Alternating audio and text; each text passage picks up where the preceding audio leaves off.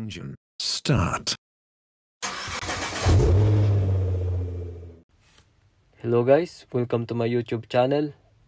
So today our topic is about turbo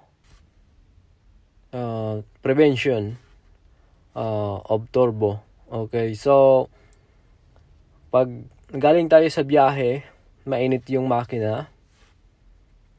So napakainit ng ating turbo. So wag muna natin papatayin yung makina natin para umikot pa yung oil na nanggagaling sa turbo or umiikot sa turbo. So mainit po ang ating oil at dumadaan yung oil sa turbo natin, sa exhaust at saka sa intake, yung sa gitna. Ayan, makikita nyo yung bolt. So iwasan po natin patayin kagad yung makina pagdating natin sa malayong biyahe at saka sa higher RPM acceleration na driving. Okay? Para maiwasan po ang pagkaroon ng sludge sa turbo ng ating hose. At saka nagkakaroon po siya ng tutong na langis pag pinatay kagad kasi napakainit po ng turbo after ng long drive or galing kayo sa biyahe.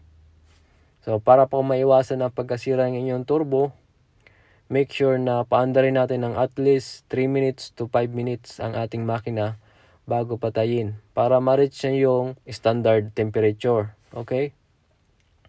So, pag na-reach niya ng eksaktong temperature ng makina, magkakaroon ng normal na temperature at saka pwede niyang patayin yung makina.